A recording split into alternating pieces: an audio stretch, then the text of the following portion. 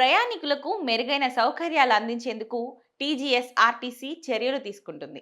ఇప్పటికే మహాలక్ష్మి పథకం కింద మహిళలకు ఉచిత ప్రయాణ సౌకర్యం కల్పించారు. జీరో టికెట్ ద్వారా రాష్ట్రంలో ఎక్కడి నుంచైనా ఎక్కడికైనా ఫ్రీగా జర్నీ చేసే అవకాశం కల్పించారు. ప్రయాణికుల రద్దీకి అనుగుణంగా కొత్తగా ఎలక్ట్రిక్ బస్సులను సైతం కొనుగోలు చేసి తిప్పుతున్నారు.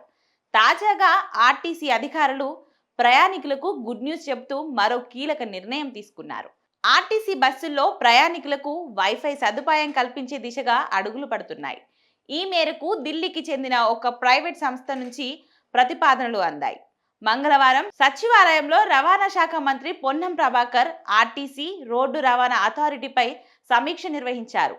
ఈ సందర్భంగా సదరు ప్రైవేట్ సంస్థ ప్రతినిధులు మంత్రికి పవర్ పాయింట్ ప్రెజెంటేషన్ ఇచ్చారు. బస్సులు, బస్టాండ్లు, రవాణా శాఖ కార్యాలయాలలో వైఫై సదుపాయాన్ని అందిస్తామని చెప్పారు. ఈ ప్రతిపాదనలో ఇంటర్నెట్ యాక్సెస్తో కూడిన వైఫై కాకుండా అప్లోడ్ చేసిన కంటెంట్ను వైఫై ద్వారా మొబైళ్లలో చూసే అవకాశం కల్పించడం ప్రధానాంశం. అంటే ప్రయాణికులు ముందుగానే ఎంపిక చేసిన సినిమాలు, పాటల జాబితాను వీక్షించగలరు. ఈ కంటెంట్ మధ్యలో కమర్షియల్ యాడ్స్ కూడా వస్తాయి.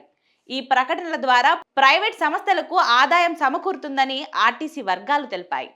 ప్రస్తుతం లహరి ఏసీ బస్సులలో ఈ తరహా విధానం అమలవుతుంది. అయితే మిగతా బస్సులు, బస్టాండ్లలో కూడా ఈ సదుపాయాన్ని విస్తరించాలని ఢిల్లీ సంస్థ ప్రతిపాదించింది.